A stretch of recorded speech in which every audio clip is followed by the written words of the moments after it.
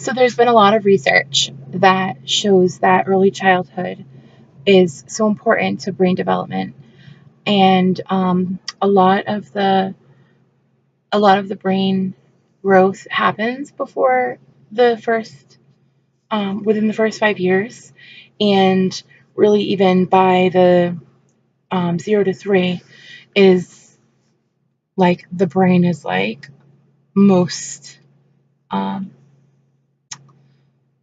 it's reached most of its size. So it's really critical that those years are really filled with a lot of quality learning experiences, and the through the attachment, that's how a lot of those um, neurons are connected. I have a really great image, but I don't know how to pull up the picture on my thing. Um, so the serve and return is when the infant, like an infant, will um, like gestures or sounds, and then the parent will respond, and it makes this connection. And each time that the baby does something, and then the parent responds in a nurturing way, their little brain is just like building these connections. So if that doesn't happen, which sadly sometimes it doesn't, whether it be because um, maybe a parent is suffering with addiction, or maybe there's extreme poverty, and parents are too stressed to be working on the attachment with the child. So sometimes it doesn't happen, and um, when that doesn't happen, then the child, if they're neglected and they're crying and they're not having their needs met, or if they're not having that stimulation and that um, attachment with the caregiver, then what can happen is that they learn that the world is a scary place, and that things are not predictable, and that even if they need something, there's probably not going to be anybody there to help them. So that can really be harmful. So even if that's only, say, for the first year or the first maybe 6 months, it really depends on the child. Well, leaves a lasting effect, and those things you can't get back. So the way that the brain development's happening and those connections, if that goes on for too long, those connections can't be made, and it's irreplaceable time that the child can't get back. So that is what sets them up. So there's these, they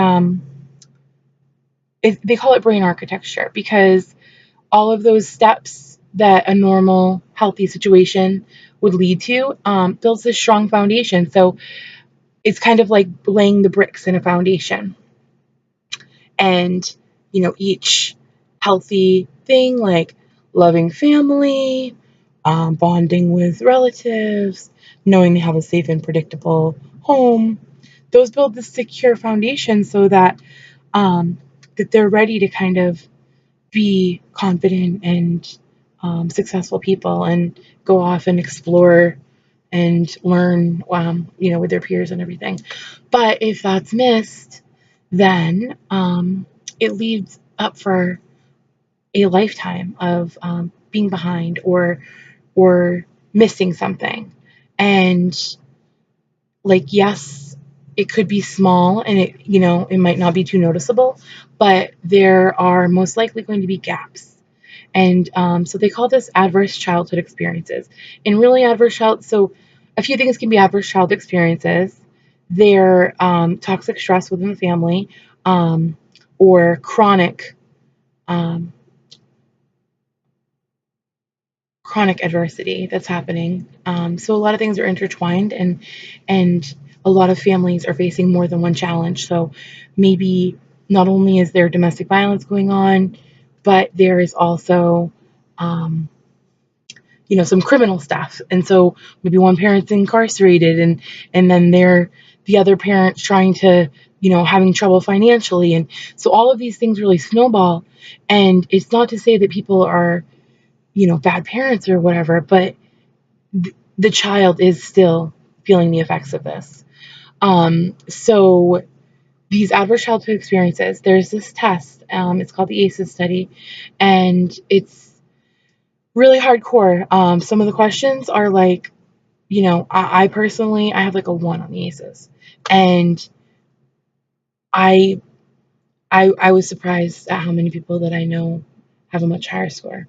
So there's 10 different questions related to things that might have happened that would have been traumatic to you as a child.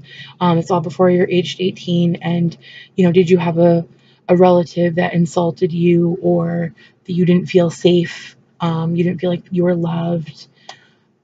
Somebody that suffered with substance abuse, whether it be alcohol or street drugs?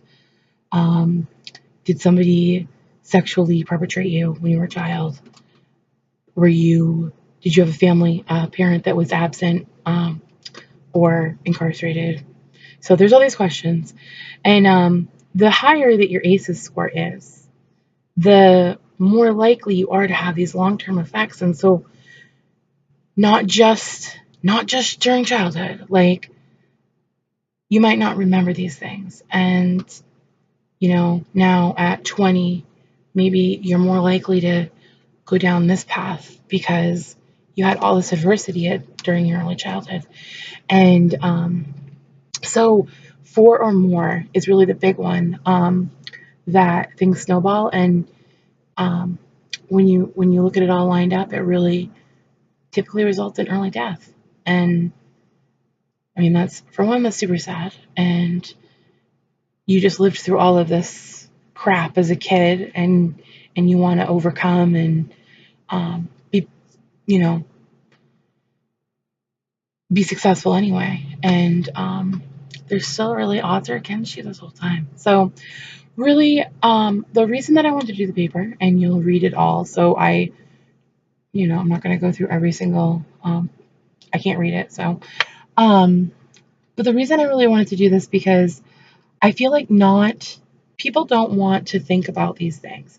And these are bad things that are happening. My kids go to school with kids that are hungry. Like, that's ridiculous. I mean, even right next door to me, I see, I'm not sure how the parenting's going there, but this is all stuff that we can change. So, it really wouldn't cost a whole lot more money if we just tweaked the way things are already done. Trauma-informed systems they change their approach. Things are a lot more positive and a lot more, um, understanding and compassionate, and there's a lot of empathy.